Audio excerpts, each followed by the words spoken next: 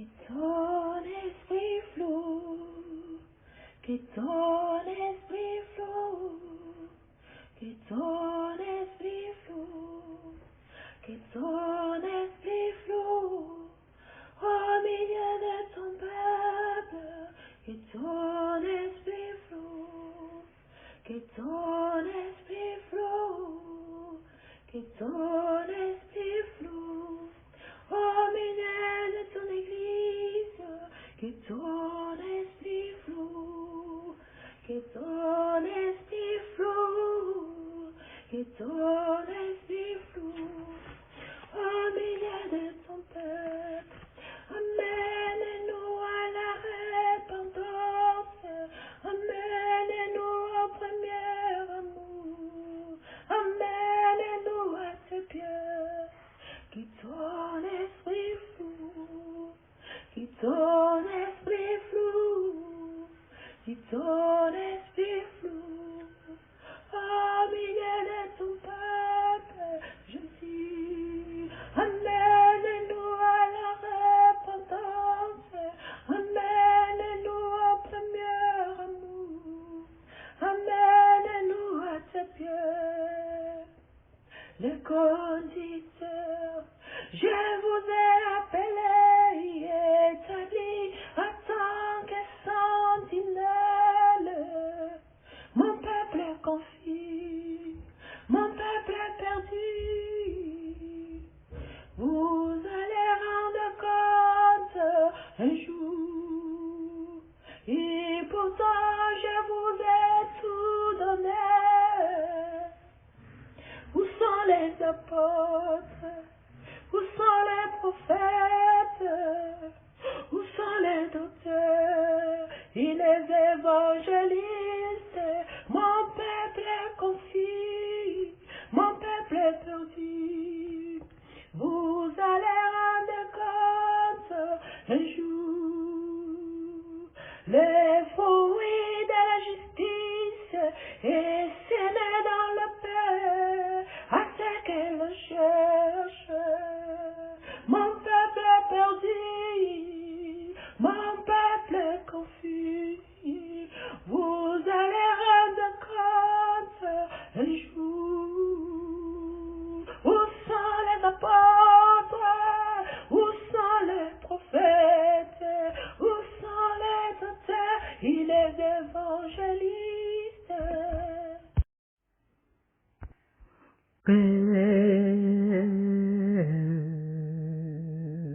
Père, parle-moi,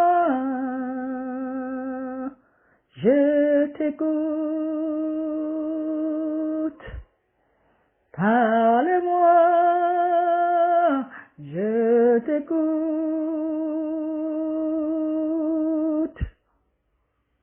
Père,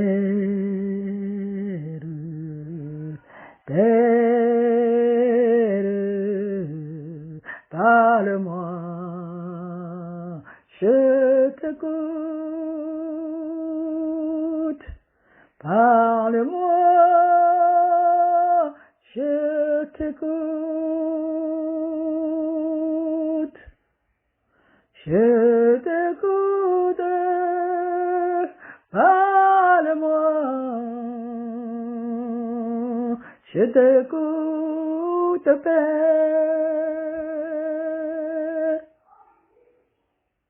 Je t'écoute. Parle-moi, Père. Parle-moi.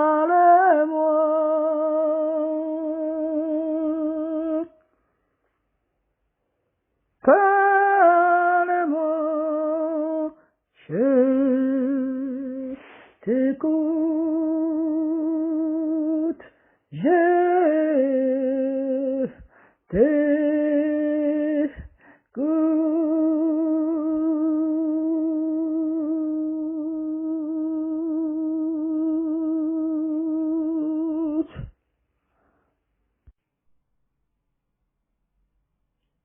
Béni soit le nom de notre Dieu et Père le Seigneur Jésus-Christ qui nous a bénis de toute bénédiction spirituelle dans les lieux célestes en Christ. Béni soit le Dieu et Père de notre Seigneur Jésus-Christ qui nous a bénis de toute bénédiction spirituelle dans les lieux célestes en Christ. Père, nous t'aimons, nous te glorifions, nous t'exaltons pour toutes les bénédictions que tu nous as données afin que nous puissions servir à ta gloire et à ta louange. Reçois toute l'honneur et toute la gloire au nom de Jésus-Christ. Amen.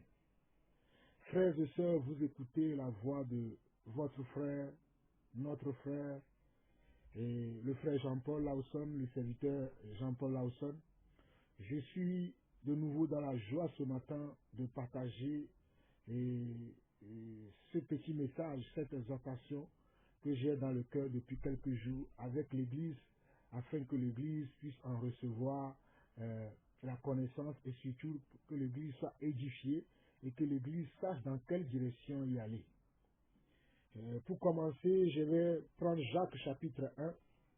Jacques chapitre 1, nous allons lire le verset 12.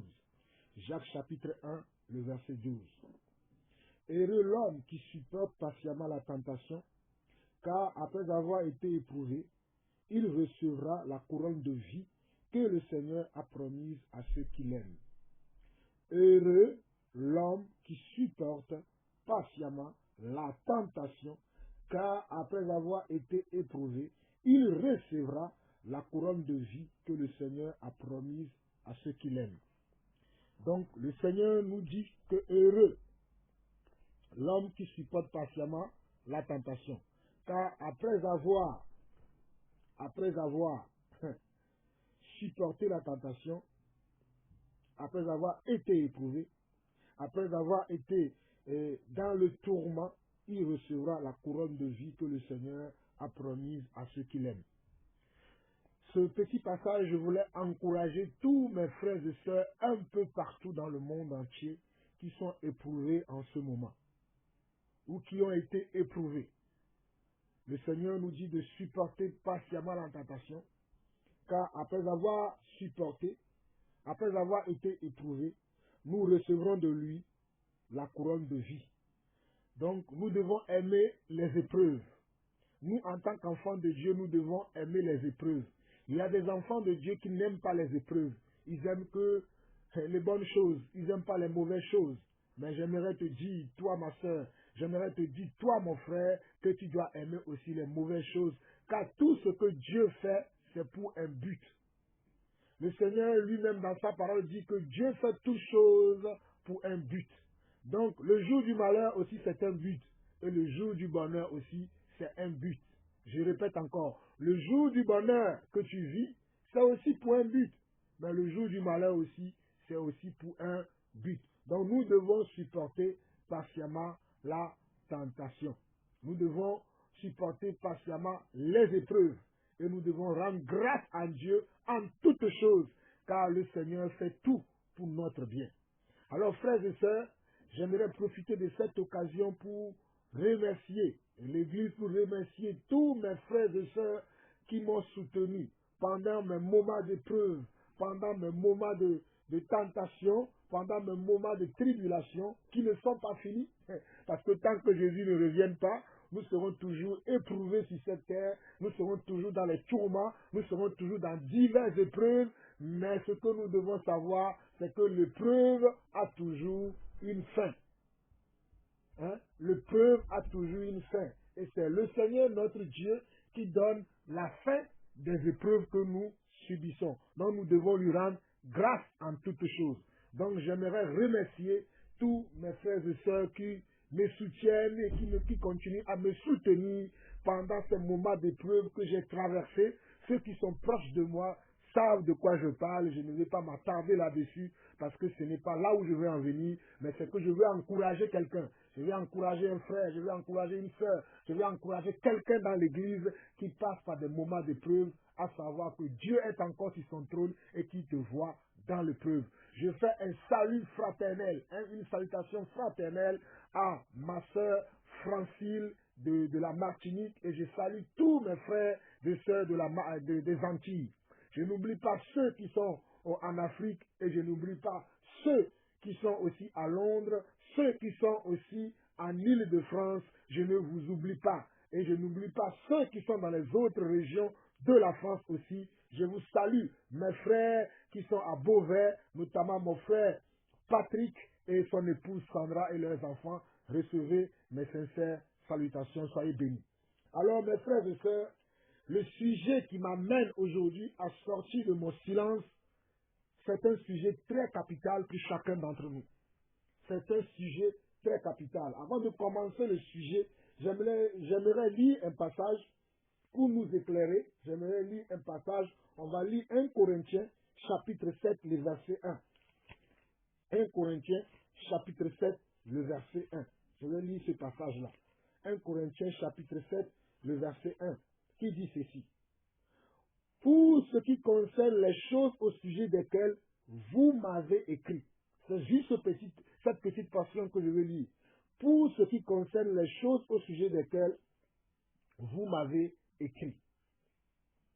Moi aussi, je reçois souvent des gens qui m'écrivent de partout dans le monde. Ici en France, j'ai des gens qui m'écrivent.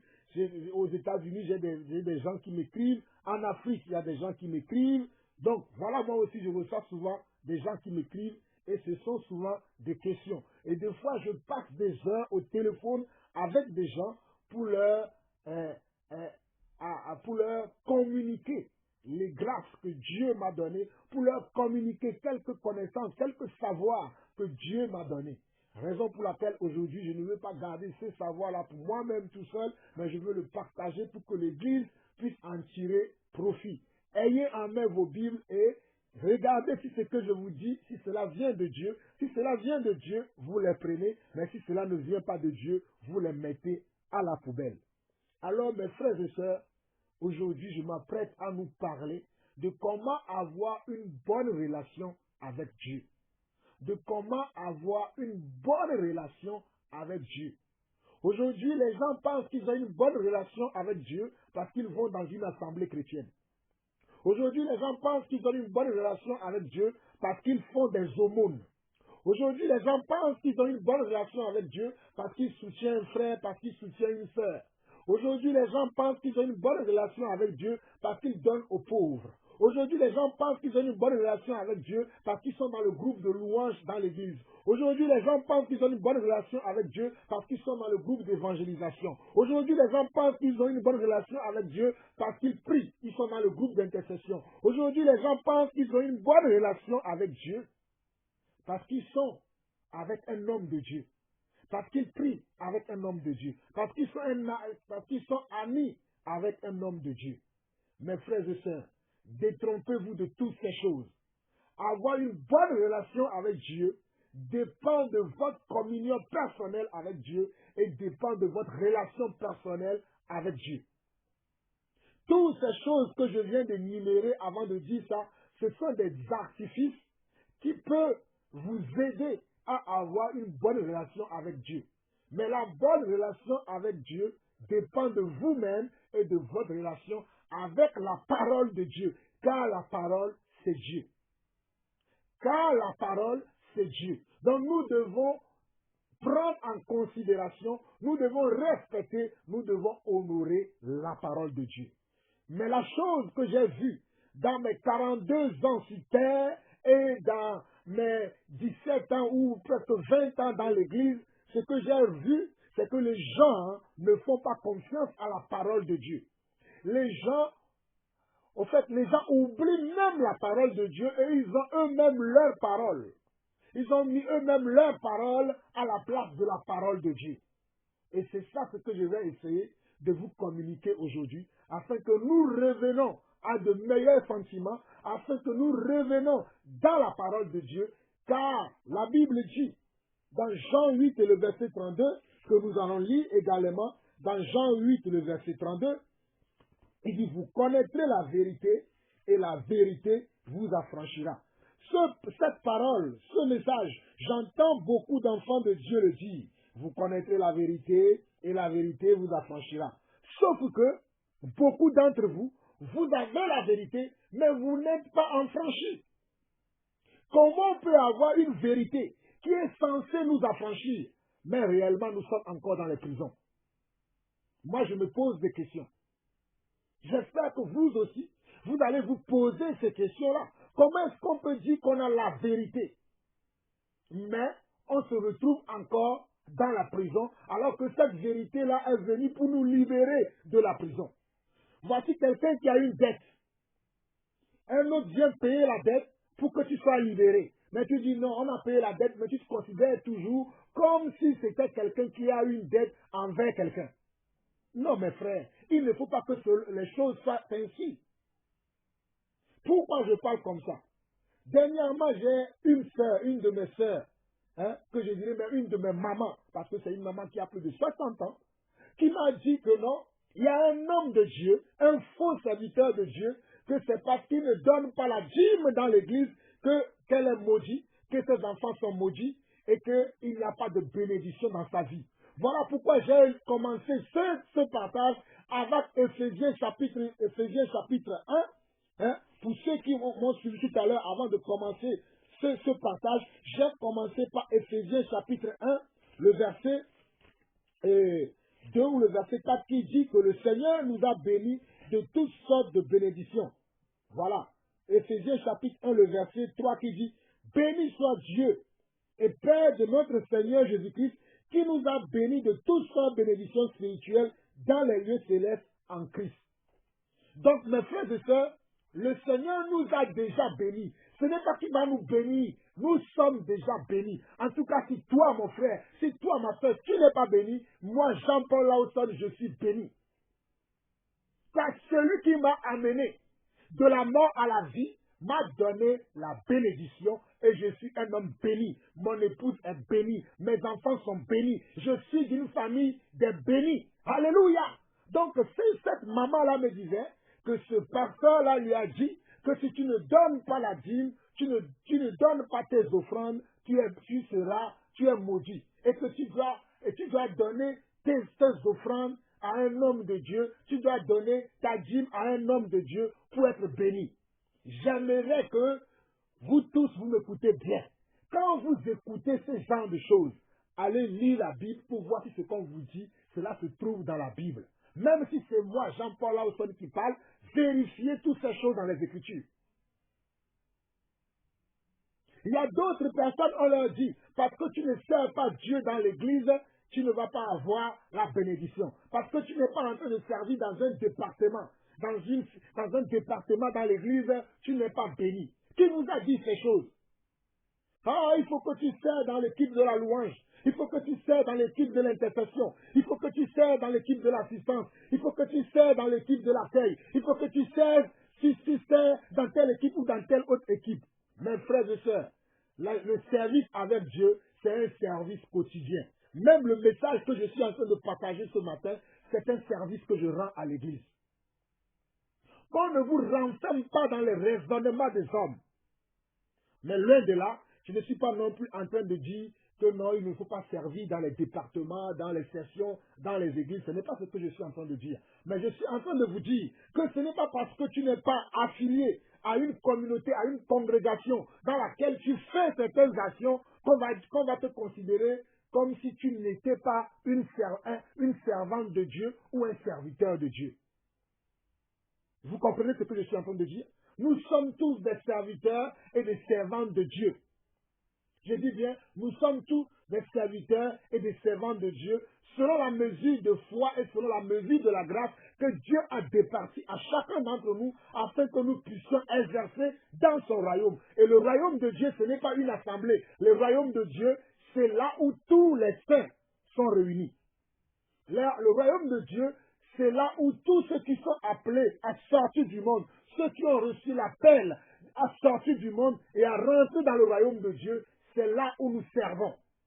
Le royaume de Dieu, ce n'est pas une église, une assemblée locale. Là, ça, c'est une communauté de frères. Mais le royaume de Dieu, c'est l'église universelle. C'est tous les croyants du monde entier qui ont reçu le message, qui ont reçu la révélation du Père, qui ont reçu la révélation du Fils, qui ont reçu la révélation du Saint-Esprit et qui ont quitté le péché et ils sont rentrés dans le royaume de Dieu. Ils ont tourné le dos au monde. Ils ont tourné le dos aux convoitises qui sont dans le monde. C'est cela qu'on appelle l'Église. Je répète encore, ceux qui ont tourné le dos au monde, ceux qui ont refusé le péché, ceux qui ont refusé l'hypocrisie dans l'Église, ceux qui ont refusé la corruption dans l'Église, ceux qui ont refusé le monde, c'est cela qu'on appelle Église. C'est cela que la Bible appelle Église. Si vous n'êtes pas d'accord avec moi, allons lire les Écritures. Moi, j'aime parler par les Écritures. Arrêtons avec nos raisonnements. Arrêtons avec nos façons de faire les choses. Mais revenons aux Écritures. Allons dans Jean 17, le verset 3. Jean 17, le verset 3. Jean 17, le verset 3. Jean 17, le verset 3 dit ceci. Or, la vie éternelle, c'est qu'ils te connaissent, toi, le seul vrai Dieu, et celui que tu as envoyé, Jésus-Christ. Je répète encore. Or, la vie éternelle, c'est qu'ils te connaissent. Les qu'ils là, le mot qu'ils là, c'est qui? C'est nous les enfants de Dieu. Le mot qu'ils là, c'est qui? C'est nous les croyants. Le mot qu'ils là, c'est qui? C'est nous les chrétiens. Le mot qu'il a fait qui? C'est nous les disciples de Jésus-Christ. Et la Bible nous dit, or, la vie éternelle, c'est qu'ils te connaissent. Qu'ils te connaissent toi, le seul vrai Dieu, et celui que tu as envoyé, Jésus-Christ. Vous voyez? Donc la vie éternelle, c'est que nous connaissons Dieu. La vie éternelle, c'est que nous connaissons celui qui a été envoyé, Jésus-Christ. La vie éternelle, c'est que nous connaissons et Dieu et celui qui a été envoyé, Jésus-Christ. Alléluia. Donc mon frère, ma soeur, si tu as connu celui qui a été envoyé, si tu connais Dieu, sache que tu as la vie éternelle. Alléluia. Sache que tu es béni. Alléluia. Sache que tu as quitté la malédiction et tu es rentré dans la bénédiction. Mon frère, ma soeur, écoute-moi très bien ce matin. Si tu as quitté la malédiction et que tu es venu dans la bénédiction, tu as été béni déjà. Tu as la vie éternelle. Parce que la parole de Dieu déclare, or, Jean 17, le verset 3, or, la vie éternelle, je peux changer le mot or par cependant. Cependant, la vie éternelle, c'est qu'ils te connaissent toi, le seul vrai Dieu, et celui que tu as envoyé, Jésus-Christ. Alléluia. Moi, j'aime la parole de Dieu. J'aime la parole de Dieu. Je n'aime pas rester dans les petits trucs que les gens racontent d'ici et par là. Moi, j'aime les Écritures. Car vous connaissez la vérité, et la vérité vous affranchira. Et la Bible dit, or, la vie éternelle, c'est qu'ils te connaissent. Donc la vie éternelle, ce n'est pas que je connaisse une église. Ce n'est pas que je sois dans un groupe de WhatsApp. Ce n'est pas que je sois dans un groupe de prière. Ce n'est pas que je sois dans une église. Toutes ces choses, c'est bien. Ça peut m'amener à mieux connaître Dieu. Je n'en disconviens pas. Mais l'essentiel, c'est que je connaisse le seul vrai Dieu. Alléluia. Mon frère, ma soeur, détrompe-toi. La vraie chose, c'est que tu connaisses Dieu. Car la Bible dit que c'est ceux qui connaissent leur Dieu qui feront des exploits. Connaissez-vous votre Dieu? Il y a des gens qui se réunissent, mais ils ne savent même pas pourquoi ils se réunissent. Il y a des gens qui prient, mais ils ne savent même pas pourquoi ils prient. Il y a des gens qui vont évangéliser, mais ils ne savent même pas pourquoi ils sont dehors pour évangéliser. Parce qu'on les a dit, venez, on va aller évangéliser. Ils suivent les gens, ils vont évangéliser, mais ils ne savent même pas le pourquoi du comment ils font ça. Je ne comprends pas notre génération. Notre génération est une génération paresseuse. Notre génération est une génération qui ne cherche pas à connaître les voies de l'Éternel. La Bible déclare que nous avons la pensée de Christ. C'est la pensée de Christ qui m'amène à parler encore aujourd'hui, afin de réveiller chacun d'entre nous. Il est temps que nous sortions des raisonnements. Il est temps que nous sortions de la léthargie. Ce n'est pas normal que beaucoup d'entre nous comme ça fait 1 an, 2 ans, 3 ans, 4 ans, 10 ans, 20 ans, 30 ans, 40 ans, que tu es dans le Seigneur, mais tu ne sais même pas pourquoi. C'est pitoyable. Regardons 1 Corinthiens chapitre 11, le verset 17. 1 Corinthiens chapitre 11, le verset 17. Je vais lire rapidement. 1 Corinthiens chapitre 11, le verset 17 dit ceci. En donnant cet avertissement, ce que je ne loue point, c'est que vous vous assemblez, non pour devenir meilleurs, mais pour devenir pires. Je répète encore. 1 Corinthiens chapitre 11, le verset 17. En donnant cet avertissement, ce que je ne loue point, c'est que vous vous assemblez, non pour devenir meilleurs, mais pour devenir pires. Les gens se rassemblent, les gens se réunissent, les gens prient, les gens font tout au nom de Dieu.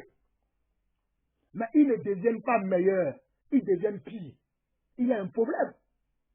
Il y a un problème. Si Jean 8, 32 me dit que vous connaissez la vérité, et la vérité vous affranchira. Et moi, je me dis que je me réunis avec des frères et sœurs, parce que nous avons la vérité. Comment se fait-il que nous devenons pires? Comment se fait-il que nous ne sommes pas à l'image et à la ressemblance de celui qui nous a appelés? Il y a un problème. Comment se fait-il qu'on me donne des messages où on me dit que non, parce que tu n'as pas payé la dîme, parce que tu ne fais pas dans un département, parce que tu ne fais pas ceci, tu n'es pas béni? Comment se fait-il qu'on me dit des choses comme ça? Et moi aussi je les gobe, et moi aussi je les crois. Voilà pourquoi je vous dis ce matin.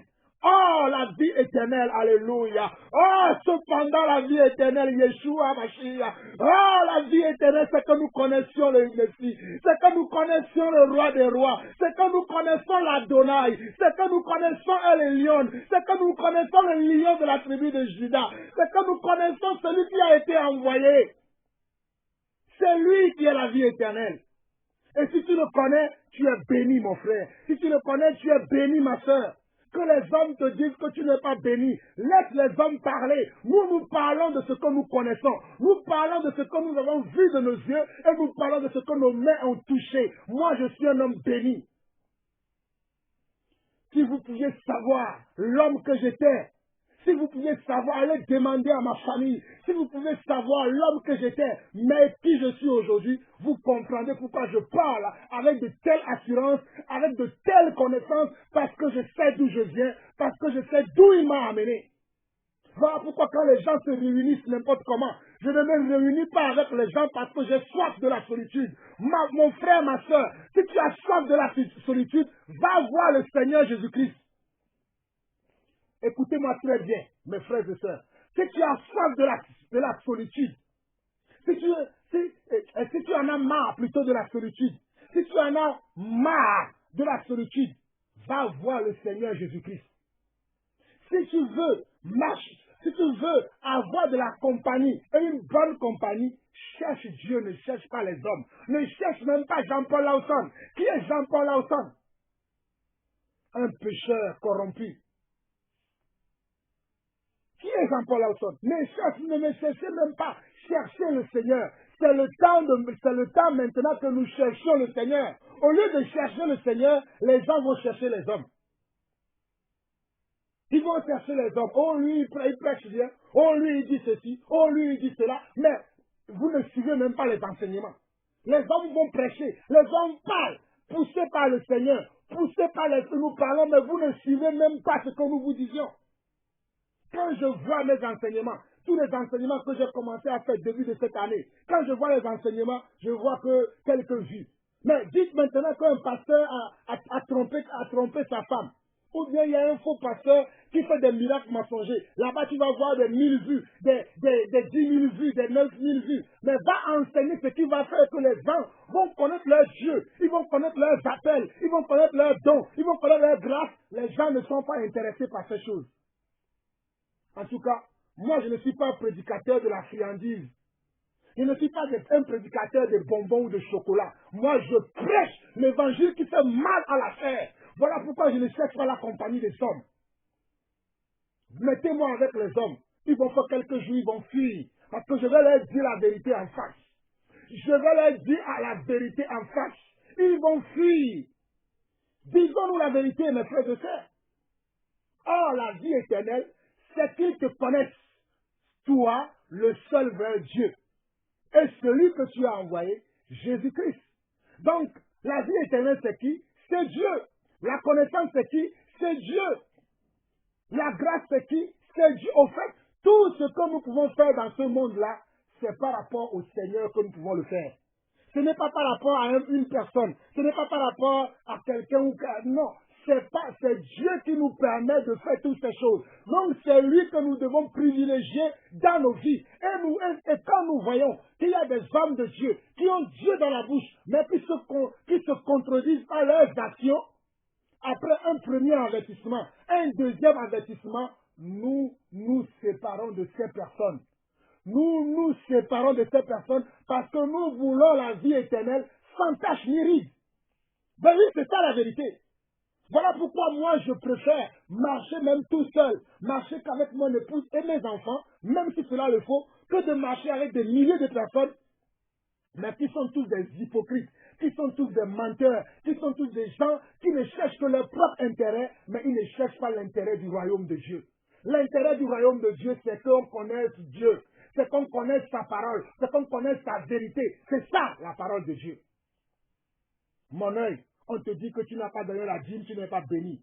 Ce sont des voleurs qui prêchent ce genre de message. On te dit que tu ne sers pas dans un département dans l'église, tu n'es pas béni. On te dit que tu ne donnes pas aux frères, tu n'es pas béni. Mais nous pouvons donner que ce que nous avons. On ne peut pas donner ce qu'on n'a pas, on donne ce qu'on a. Alléluia.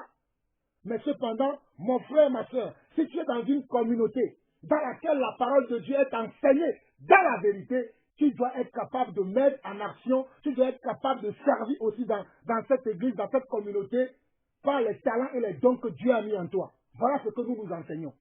Si tu reconnais que tu es dans une communauté de frères, tu es dans une assemblée, tu es dans une église, et dans cette église, toute la parole de Dieu est enseignée, comme cela se doit, comme ce que les apôtres nous ont laissé, alors mon frère, alors ma soeur, ta place est là-bas. Et tu dois servir là-bas. Tu dois fructifier là-bas. Tu dois grandir là-bas. Voilà ce que nous devons faire. Mes frères et sœurs, il est important que nous comprenions que c'est la parole qui nous sanctifie. Ce n'est pas les prières qui vont nous sanctifier. Les prières sont là pour nous encourager. Mais qu'est-ce qui nous sanctifie? C'est la parole. Jean 17, le verset 17. Allons-y très rapidement. Je ne vais pas beaucoup m'attarder. Lisons Jean 17, le verset 17. Jean 17, le verset 17. Il dit quoi? Jean 17, 17 dit, sanctifie-les par ta vérité. Ta parole est la vérité. Sanctifie-les par ta vérité. Ta parole est la vérité. Sanctifie-les par la vérité. Ta parole est la vérité. Mon frère, ma soeur, si tu ne sais pas, tu es déjà sanctifié. Jésus a déjà dit, Jésus a dit aux disciples, parce que puisque vous écoutez ma parole, vous êtes déjà sanctifiés. Alléluia. Puisque vous écoutez ma parole, vous êtes déjà sanctifiés. Donc c'est la parole de Dieu qui sanctifie. C'est la parole de Dieu qui sanctifie. Que tu sois dans une église, que tu sois dans ta maison, si tu as la parole en toi, tu es sanctifié, mon frère. Tu es sanctifié, ma soeur. Je ne suis pas en train de prêcher contre les églises, mais je suis en train de prêcher contre les faux messages que vous recevez dans vos communautés, que vous recevez dans ces soi-disant églises, mais qui ne sont pas la bonne église. Je vous ai dit que la bonne église, ce sont tous ceux qui ont quitté le monde, qui ont tourné le dos au monde, qui ont tourné le dos à l'hypocrisie, qui ont tourné le dos aux menteurs et qui marchent maintenant selon la vérité de la parole. C'est ça la vraie église. C'est ça l'église véritable. Si tu es dans une assemblée où il y a encore ce genre de choses et que tu crois que tu es avec des frères et sœurs, mon frère, ma sœur, tu peux couper un tronc d'arbre, hein, tu le mets dans l'eau, même 100 ans, même 1000 ans après, il ne deviendra jamais un caïman. Coupe un tronc d'arbre, va le mettre dans l'eau, va le mettre dans la rivière, va le mettre dans la mer, il ne deviendra jamais un poisson. Donc je vous dis que c'est la parole qui fait de nous des personnes sanctifiées. C'est la parole qui fait de nous des personnes bénies. Car Dieu nous a bénis avec la parole. Dieu nous a sanctifiés avec la parole. Jean 17, le verset 17. Sanctifie-les par ta parole. Ta parole est la vérité. Alléluia. Sanctifie-les par ta parole. Ta parole est la vérité. Donc c'est la parole de Dieu qui nous sanctifie. C'est la parole de Dieu qui nous purifie. C'est la parole de Dieu qui nous donne tout. Il nous le dit dans Romains même chapitre 8. Que Dieu nous a sanctifiés, il nous a glorifiés et il nous a comment? Purifiés. Avec quoi? Avec la parole. Avec sa parole. avec sa parole. Voilà pourquoi quand les hommes là vous disent, il faut que tu donnes la dîme, il faut que tu donnes les offrandes. Non, je ne suis pas non plus en train de prêcher contre les offrandes ou contre ceci ou cela. Non, si tu dois donner, donne ce que selon ton cœur te donne. Donne selon ce que ton cœur te dit. Ne donne pas parce qu'un tel t'a poussé, un tel t'a poussé. Non, moi je ne donne pas parce que quelqu'un m'a poussé. Je donne parce que j'ai reçu dans mon cœur que je dois soutenir cet homme de Dieu avec telle chose, que je dois soutenir ma soeur avec telle chose, que je dois soutenir mon frère avec telle chose. Mais je ne donne pas parce que j'ai été poussé par un homme de Dieu. Les apôtres n'ont jamais poussé quelqu'un à donner. Allez lire les Écritures. Vous n'aimez pas lire les Écritures, c'est pour ça. Les apôtres, ceux qui nous ont précédés, en tout cas ceux qui m'ont enseigné, moi. Parce que moi, qui m'a enseigné?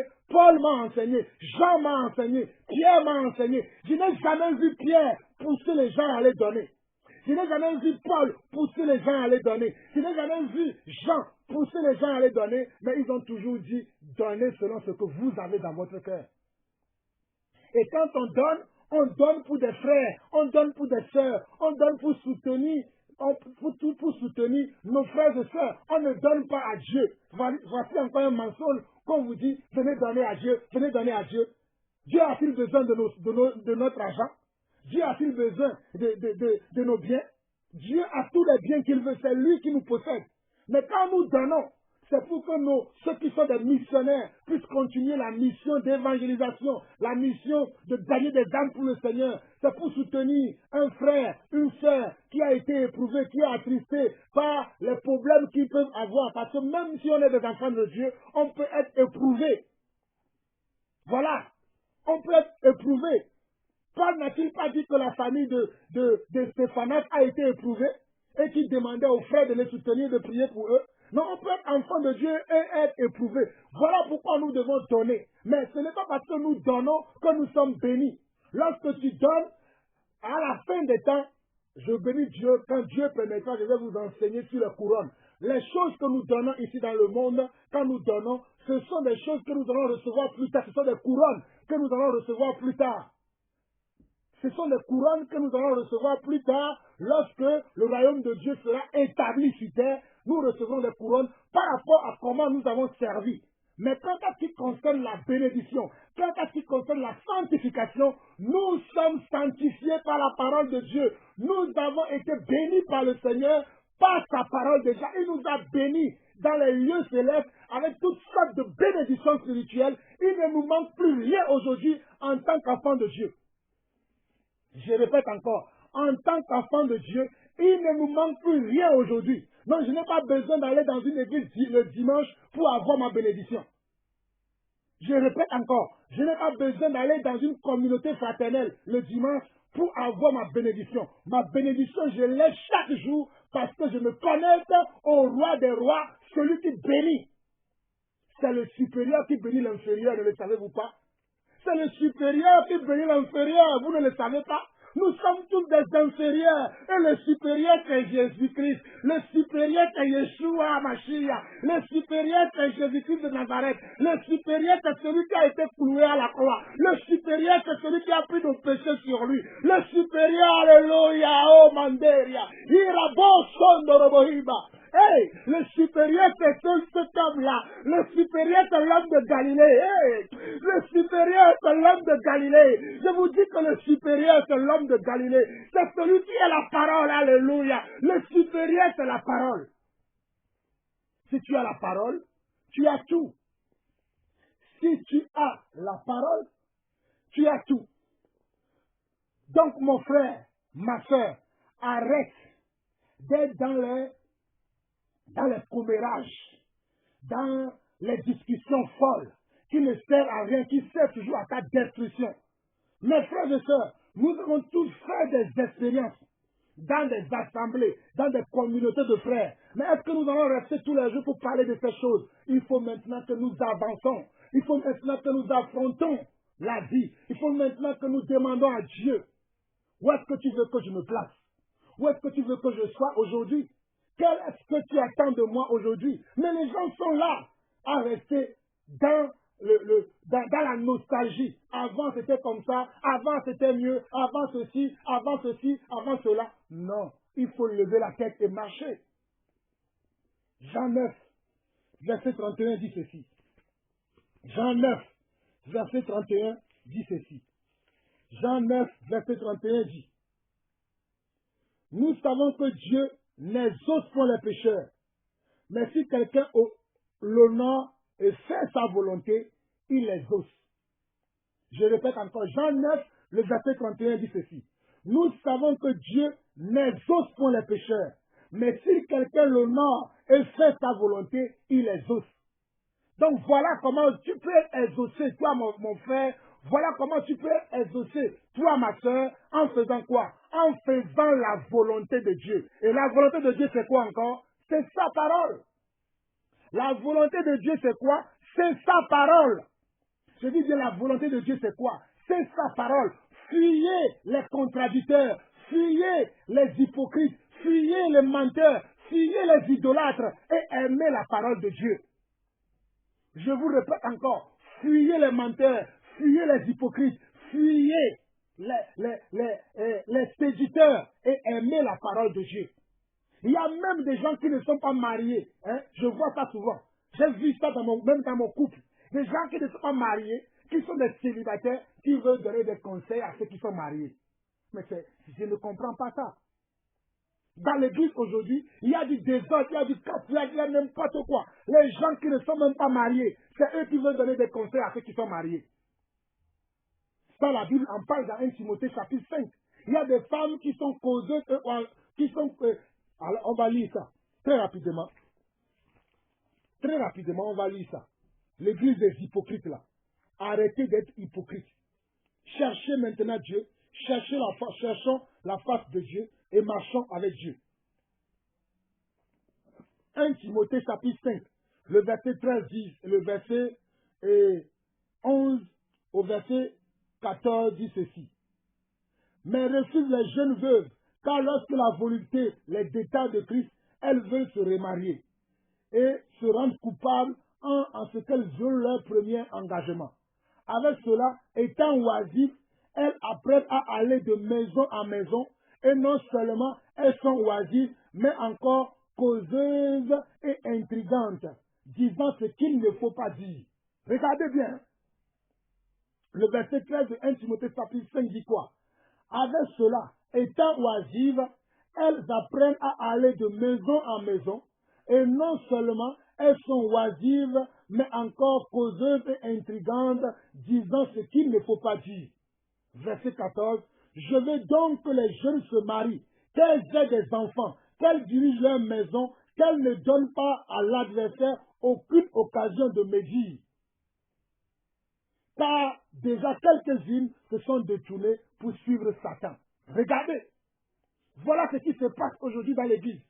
Des sœurs qui ne sont pas mariées, mais qui vont aller dans les maisons de ceux qui sont mariés, comme on le voit ici. Ils vont dire même ce qu'il ne faut pas dire. Lisez bien le verset 13.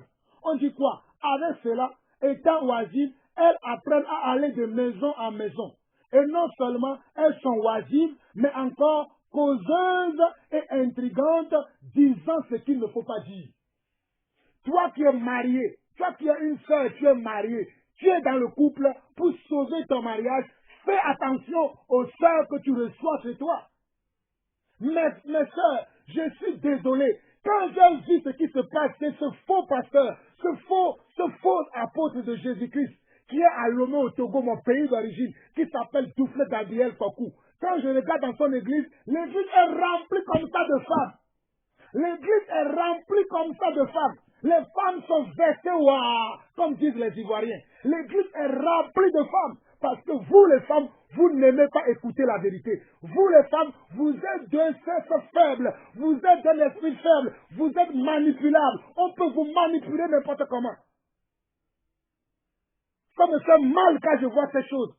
Ça me fait mal quand je vois des femmes qui ont quitté leur foyer. Je dis bien les femmes qui ont quitté leur foyer pour aller se réfugier auprès de cet homme qui dit que Dieu lui a dit qu'il va avoir 2000 femmes fois 2. Et c'est qui? Ce sont les femmes qui sont là-bas. Les femmes de 50 ans, les femmes de 20 ans, les femmes de 17 ans, les femmes de 18 ans, tous sont là-bas. Mais parce que vous ne connaissez pas la vérité.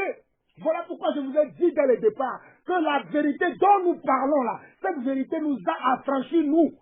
Cette vérité-là, nous, elle nous a affranchis. Nous ne sommes plus esclaves des hommes, ni des séducteurs, ni des menteurs, ni des hypocrites qui sont un peu partout dans les coins de rue maintenant pour vendre les illusions aux hommes. Mais nous nous attachons à l'écriture, nous nous attachons à la voix de Dieu. Je vous l'ai dit dès le départ, Jean 17, verset 3. Cependant, la vie éternelle, c'est qu'ils te connaissent, alléluia, c'est qu'ils te connaissent, toi, le seul vrai Dieu, et celui que tu as envoyé, Jésus-Christ. Oh, la vie éternelle, mes frères, mais réveillez-vous, Shendarabahande, mais réveillez-vous, je vous dis, réveillez-vous, la vie éternelle, c'est que nous connaissons le Messie, c'est que nous connaissons Yeshua, c'est que nous connaissons Jésus de Nazareth. Mais connaissons cet homme, connaissons cet homme, connaissons cet homme, c'est lui la solution à tout. Ce n'est pas moi, Jean-Paul Lawson, c'est cet homme de Galilée qui est la solution à tout. Mes frères et sœurs, voilà comment nous pouvons avoir une bonne relation avec Dieu. La bonne relation, c'est avec Dieu que nous devons l'avoir. C'est avec Dieu que nous devons l'avoir. Je vais finir, mes frères et sœurs, je vais finir. Vous me connaissez, moi j'aime quand je parle de la parole de Dieu. Vous savez comment j'aime Dieu. Je ne peux pas parler de Dieu sans montrer comment cet homme de Galilée, alléluia, ce monsieur, cet homme dont les hommes, les mots me manquent. Quand cet homme de Galilée, quand tu le rencontres, ta vie change. Les hommes peuvent te refuser, mais toi tu sauras que cet homme est dans ta vie. Combien d'hommes ne m'ont pas rejeté dans ce monde? Combien d'hommes ne m'ont pas rejeté? Mais moi je sais que j'ai été choisi, j'ai été élu par le président des présidents, le roi des rois, Yeshua Mashiach, Jésus-Christ de Nazareth. Lisons 2 Jean très rapidement. 2 Jean chapitre 2, à partir du verset 4 dit ceci. J'ai été fort réjoui de trouver quelques-uns de tes enfants qui marchent dans la vérité. Écoutez-moi très bien, Église. Tous les passages que je lis aujourd'hui, je parle de l'apôtre Jean. Ce sont ceux-là qui nous ont révélé Jésus-Christ. Et Jean dit, dans 2 Jean, le deuxième épître de Jean, à partir du verset 4, regardez ce que Jean dit. Jean dit, j'ai été fort réjoui de trouver quelques-uns de tes enfants qui marchent dans la vérité selon le commandement que nous avons reçu du Père.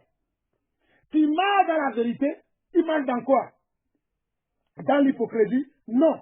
Ils marchent dans quoi? Dans le mensonge? Non. Ils marchent dans quoi? Dans le je m'en foutisme? Non. Ils marchent dans la vérité. Voilà la vérité. Ils marchent dans quoi? Dans la vérité. Que Jésus soit loué dans la vérité. Oh, dans la vérité. Dans la vérité. Dans la vérité. Que le roi s'élève dans la vérité. Oh, dans la vérité. Dans la vérité. Dans la vérité. Dans la vérité. Dans la vérité. Oui, dans la vérité. Oh, dans la vérité. Le roi doit être élevé dans la vérité. Si tu es dans une communauté de frères où les gens sont dans l'hypocrisie, mon frère, ma soeur, je te conseille de quitter là-bas. Si tu es dans une assemblée où l'homme de Dieu te dit, parce que tu ne donnes pas la dîme, parce que tu ne donnes pas ceci, tu n'es pas béni, quitte là-bas. Tu es avec les séducteurs, quitte.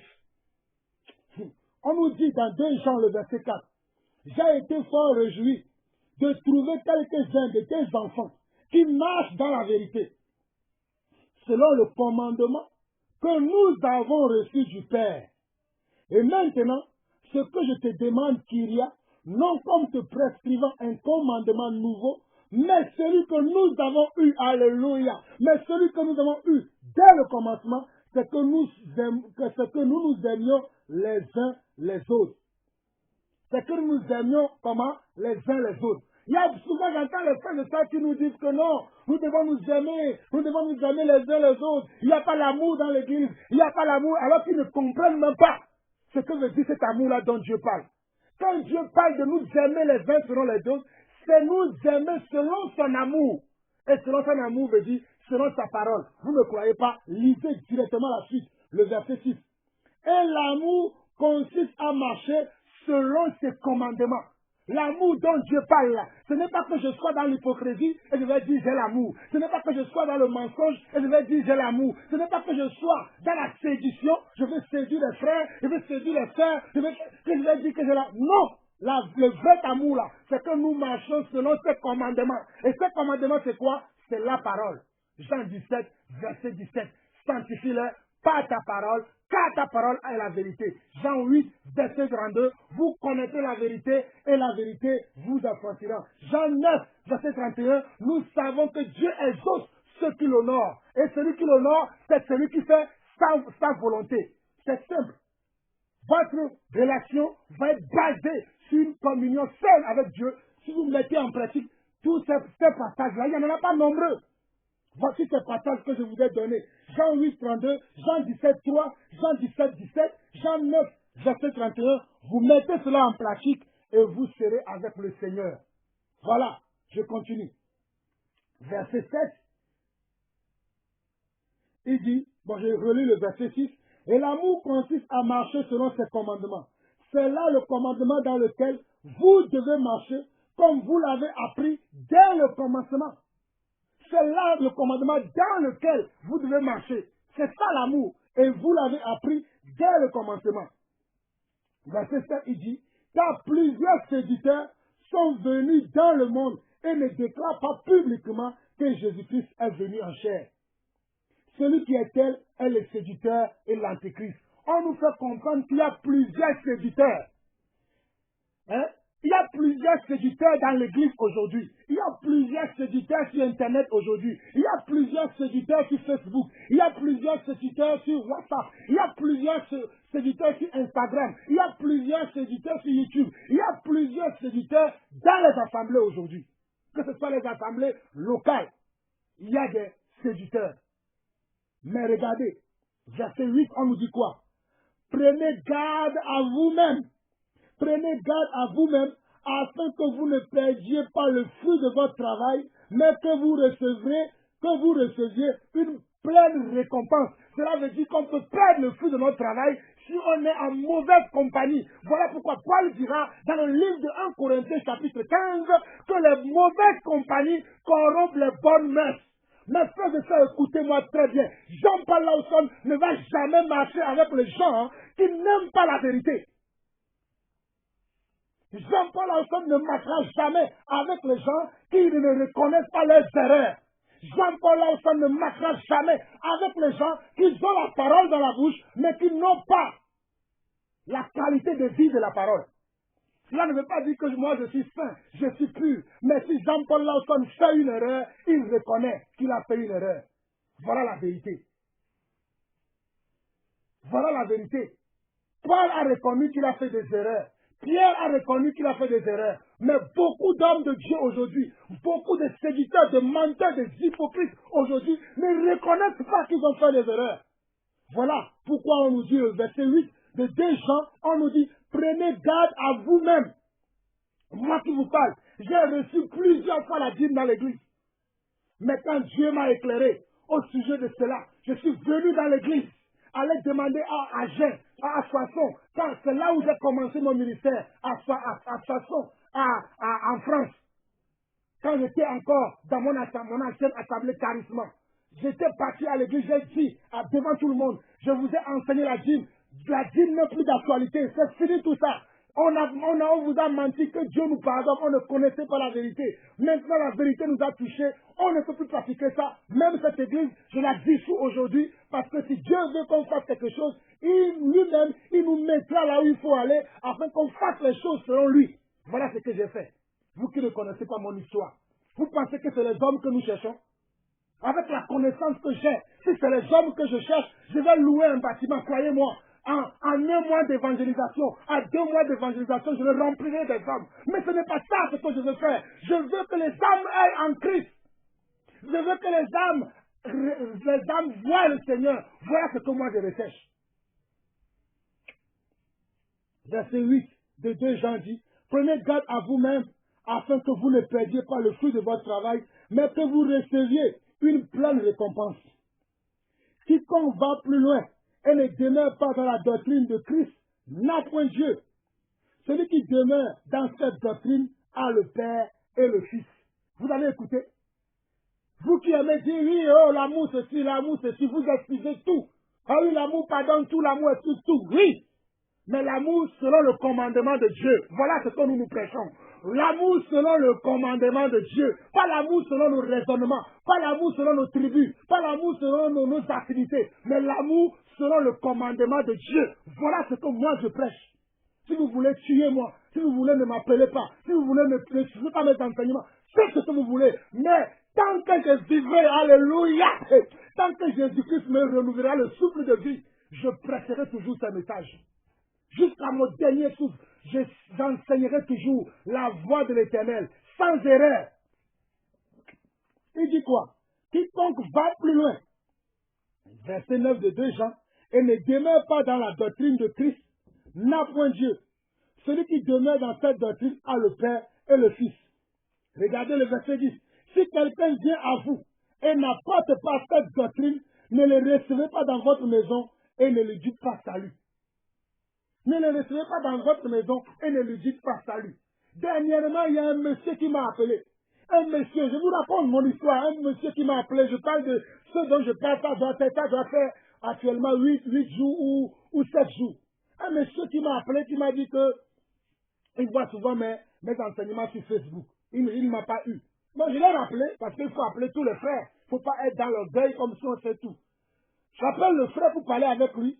Le monsieur commence à parler de beaucoup de choses qui n'ont ni queue ni tête, qui ne sont même pas dans...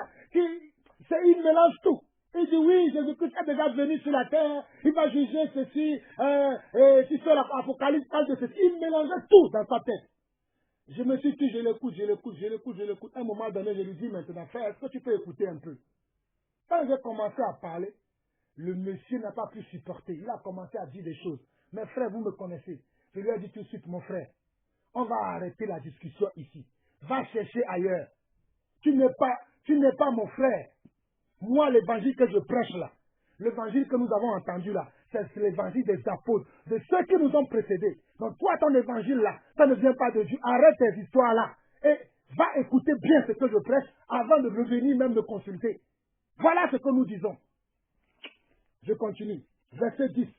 On nous dit que si quelqu'un vient à vous et n'apporte pas cette doctrine, ne le recevez pas dans votre maison et ne lui dites pas salut. Car celui qui dit salut participe à ses mauvaises œuvres. Voilà la vérité.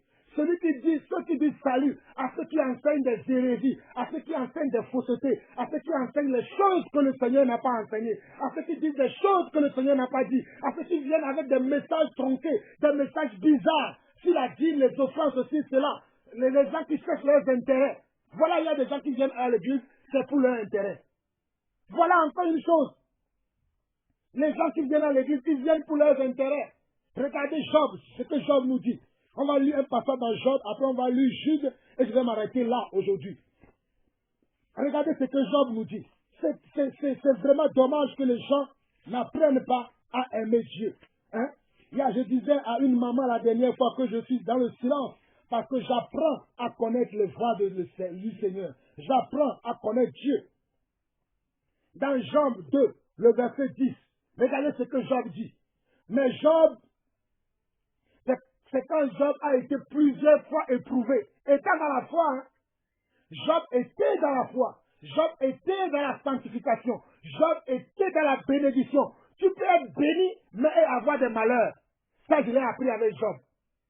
Nous, les chrétiens, on pense que quand on est béni, on ne peut pas avoir des malheurs. Tu as raté ton examen. Tu penses que tu n'es pas béni. Mon frère, ma soeur, tu es béni.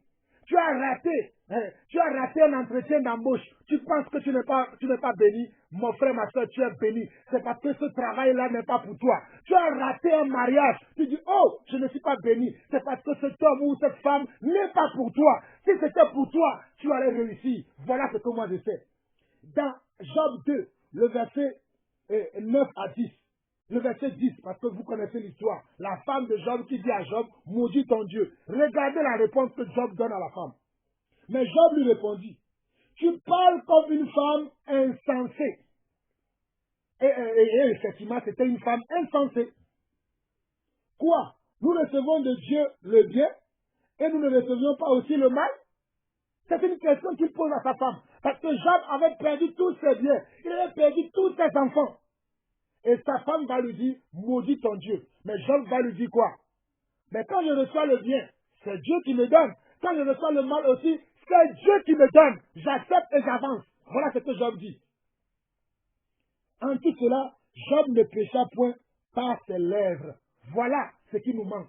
Nous, quand nous recevons le mal, nous aimons balbutiner, nous aimons parler, nous aimons devenir des papillons, aller parler à un tel frère, aller parler à une telle soeur, aller parler à une telle personne, et nous parlons partout. On va me dire que moi je suis orgueilleux parce que je ne parle pas de ma vie aux gens. Non! Si je parle à un frère ou une soeur, c'est ça qui va changer la situation. Non, mais je dois prier. Je dois donner à celui qui a donné. Voilà pourquoi la Bible dit en toutes choses, faites connaître vos besoins par des prières et des supplications à Dieu. Je vais parler à celui qui m'a créé, à celui qui est le Yeshua, à Mashiach. Je vais lui dire, voilà mes besoins, voilà mes problèmes, aide-moi. Voilà ce que nous devons faire. Vous marchez par intérêt. Vous cherchez que le mariage. Non, si tu n'étais pas marié avec le frère qui a voulu te fréquenter, ou bien avec la sœur que tu as voulu fréquenter, mais ça n'a pas marché, ce n'est pas la faute à Dieu, mon frère. Ce n'est pas la faute à Dieu, ma sœur. C'est parce que quoi? C'est parce que cet homme-là, cette femme-là, n'est pas pour toi. Tu as voulu être dans une assemblée, mais dans cette assemblée-là, la vérité de Dieu n'est pas pratiquée. Ma soeur, tourne-toi maintenant vers Dieu. Demande à Dieu maintenant, montre-moi vers quel homme de Dieu je dois me tourner. Parce qu'il y a des milliers, des dizaines, des centaines d'hommes de Dieu sur cette terre qui peuvent t'enseigner correctement la voie de Dieu. Voilà la vérité. Je vais finir maintenant avec Jude. Jude, très rapidement. Jude.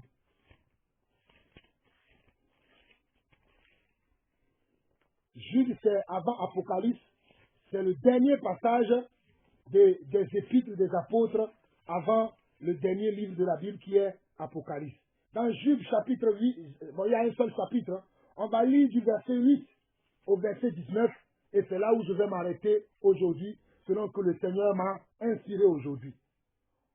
On nous dit, malgré cela, ces hommes aussi, entraînés par leur rêverie, souillent pareillement leur chair, méprisent l'autorité et injurient les gloires. Or, l'archange Michael, lorsqu'il contestait avec le diable et lui disputait le corps de Moïse, n'osa pas porter contre lui un jugement injurieux, mais il dit que le Seigneur te réprime. Eux, au contraire, ils parlent d'une manière injurieuse de ce qu'ils ignorent et ils ne comprennent et ils se corrompent dans ce qu'ils savent naturellement comme les brutes. Malheur à eux, car ils ont suivi la voie de Caïn.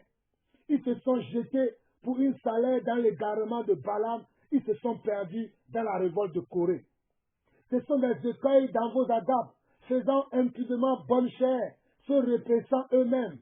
Ce sont des nuées sans eau, poussées par les vents, des arbres de tonnes sans fruits, 2 fois morts, déracinés. Des vagues furieuses de la mer, rejetant le crime de leurs impuretés, de leurs actes errants auxquels l'obscurité des ténèbres est réservée pour l'éternité. C'est aussi pour eux qu'Enoch, le 7e depuis Adam, a prophétisé en ces termes. Voici le Seigneur est venu avec des saints myriades pour exercer un jugement contre tous et pour faire rendre compte à tous les impies parmi eux de tous les actes d'impiété qu'ils ont commis, de toutes les paroles injurieuses qu'ont proférées contre lui des pécheurs impies. Ce sont des gens, regardez bien le verset 16, ce sont des gens qui murmurent, qui se plaignent de leur sort, qui marchent selon leur convoitise, qui ont à la bouche des paroles hautaines et qui admirent les personnes par motif d'intérêt. Voilà pourquoi je vous ai lu tout à l'heure Job 2, le verset. Voilà pourquoi je vous ai lu Job 2, le verset 13, verset 14 tout à l'heure. Voilà, c'est ça. Regardez bien le verset 16 de Jude. Ce sont des gens qui murmurent. Aujourd'hui, nous avons beaucoup de gens qui murmurent. Quand ils vont même écouter ces enseignements-là, ils vont encore se murmurer contre moi. Ils vont encore m'insulter. Ils vont encore dire, mais il se prend pour qui ce jeune homme? Il se prend pour qui ce monsieur? Il pense qu'il sait, il sait tout. Injuriez-moi si vous voulez. Mais la vérité, moi je le prêcherai toujours. Ce sont des gens qui murmurent, qui se plaignent de leur sort. Ce sont des gens qui se plaignent tout le temps. Qui marchent selon leur convoitise. La convoitise c'est quoi? Ils marchent selon leurs affinités. Ils ne marchent pas selon la vérité. Hein. Ils marchent selon des affinités. Il aime bien tel frère, bon voilà, il va marcher avec lui. Il aime bien telle soeur, voilà, elle va marcher avec lui. Non, nous marchons par la parole. Nous marchons par la parole. Moi, je marche avec des frères en fonction de la vérité de Dieu qui est en eux. Si je ne vois pas la vérité de Dieu en toi là, mon frère, tu peux tout faire. Je vais te laisser derrière moi. Parce que moi, je vais avancer. On dit quoi?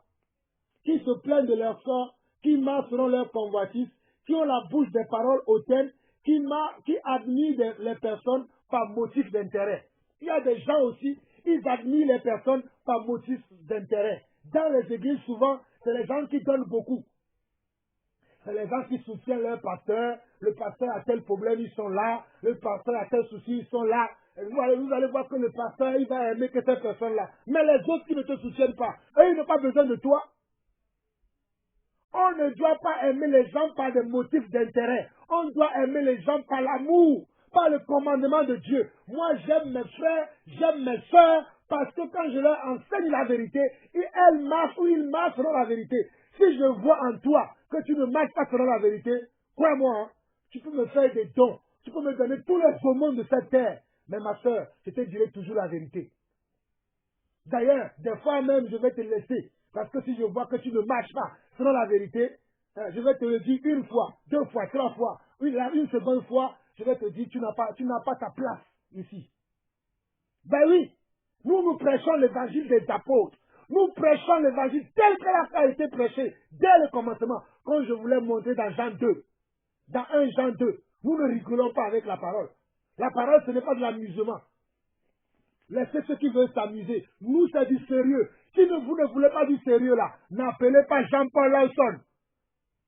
Si vous ne voulez pas du sérieux, n'appelez pas Jean-Paul Lawson, je vous le dis. Si vous voulez du sérieux, vous êtes au bon endroit avec la bonne personne. Mais si vous ne voulez pas du sérieux, allez traîner avec ces soi-disant qui vous prophétisent la bonne vie, les belles choses, allez vers ces gens-là. Vous comprenez? Moi, j'ai l'esprit de Néhémie.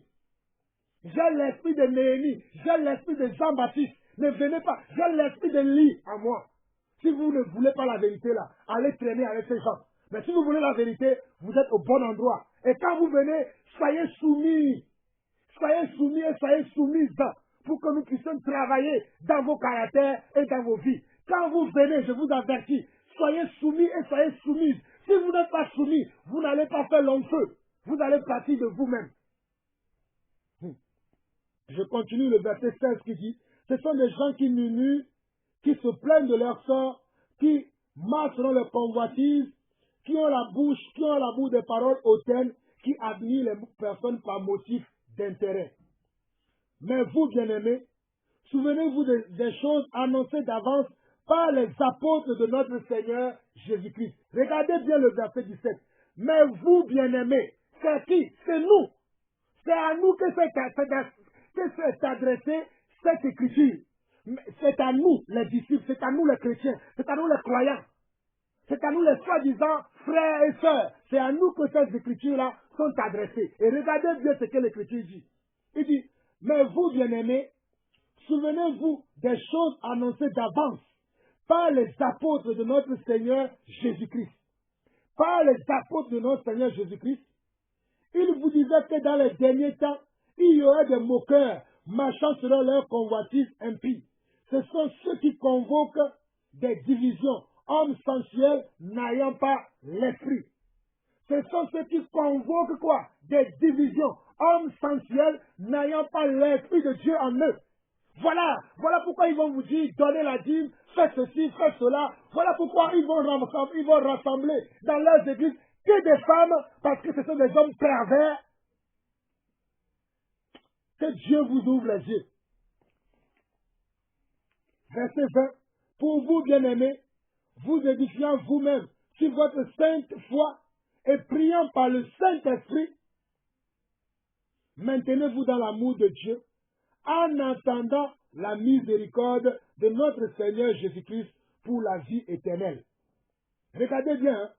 Regardez bien la fin, c'est là où je vais m'arrêter. Il dit, pour vous, bien-aimés, vous édifiant vous-même sur votre très sainte foi. On n'a pas dit vous édifiant sur votre communauté, vous édifiant sur votre église, vous édifiant sur un tel frère. Non, on m'a dit sur votre sainte foi. La foi que toi-même tu as, c'est sur cette foi-là que tu vas bâtir ta relation avec Yeshua HaMashiach, avec Dieu. Voilà la vérité. Il dit, pour vous, bien-aimés, vous édifiant vous-même sur votre très sainte foi et priant par le Saint-Esprit, maintenez-vous dans l'amour de Dieu en attendant la miséricorde de notre Seigneur Jésus-Christ pour la vie éternelle. Regardez la fin. Reprenez les gens. Ceux qui contestent, on doit les reprendre. Toi, ma soeur qui aime contester, tu contestes devant Jean-Paul. Jean-Paul Alson va te reprendre. Toi, mon frère qui aime contester, tu contestes devant moi, je vais te reprendre. Parce que c'est la volonté de Dieu que nous reprenons les uns. Regardez, et les autres, il dit, sauvez-en d'autres en les arrachant du feu. Et pour d'autres encore, ayez une pitié mêlée de crainte, haïssant jusqu'à la tunique souillée par la chair. Regardez, je vais m'arrêter là. Regardez bien le verset 23. Sauvez-en d'autres en les arrachant du feu. Toi, mon frère, toi, ma soeur, qui écoute cette prédication, cet enseignement, cette exhortation, c'est parce que je veux t'arracher du feu. Pas moi, mais le Seigneur, qui parle par ma bouche, veut t'arracher du feu. Le Seigneur veut t'arracher du feu, ma soeur. Le Seigneur veut t'arracher du feu, mon frère. Le Seigneur veut t'arracher du feu. Il dit, verset 23 de Jude, il dit, sauvez-en d'autres en les arrachant du feu. Et pour d'autres encore, ayez une pitié mêlée de crainte, haïssant jusqu'à la tunique souillée par la chair. Même si j'ai la pitié, n'oubliez pas que je dois ajouter à ma pitié la crainte. Si je vois que le frère pour lequel j'ai de la pitié, ou la soeur pour laquelle j'ai de la pitié est souillée, je ne dois pas me mélanger avec la souillure. Je dois lui enseigner la repentance. Je dois lui dire, repends-toi, mon frère, repends-toi, ma soeur. Si le frère ou la soeur ne veut pas se répandre, ne veut pas se repentir, là je le quitte. Je ne dis pas, oh, l'amour supporte tout, l'amour croit tout. C'est faux. L'amour selon Dieu ne se réjouit pas de l'injustice, mais l'amour selon Dieu aime la vérité et pratique la vérité. Voilà ce que je voulais vous apporter aujourd'hui, malgré les épreuves dans lesquelles je traverse aujourd'hui. Croyez-moi, je suis un homme très faible en ce moment, mais je bénis le Seigneur notre Dieu qui dit, alléluia, que dans notre faiblesse, sa foi s'accomplit, alléluia. Voici un homme très faible, un homme très faible, mais qui parle, mais que Dieu a donné, alléluia, Seigneur mon Dieu, mon roi, mon Seigneur. Je te bénis pour ta force, qui se déplie, qui se multiplie encore en moi davantage, afin que l'évangile de la vérité, l'évangile du salut éternel, selon Jean 17, le verset 3, soit prêché sur les toits, afin que les cœurs se repentissent, papa. Père, sois glorifié encore pour la gloire de ton nom. Merci Seigneur, merci mon roi, merci mon Dieu. Je salue fraternellement mon jeune frère, le frère Barouani. Seigneur, souviens-toi de mon frère, souviens-toi de mon frère, souviens-toi de tous mes frères qui sont éprouvés, qui sont dans les épreuves en ce moment. Souviens-toi de tous mes frères, souviens-toi de tous mes sœurs, car Seigneur, nous nous reposons sur toi. Merci Seigneur, tu es notre Dieu et tu es notre salut. Sois encore béni, papa, au nom du Seigneur Jésus-Christ. J'ai ainsi prié. Amen. Shalom, shalom et shalom.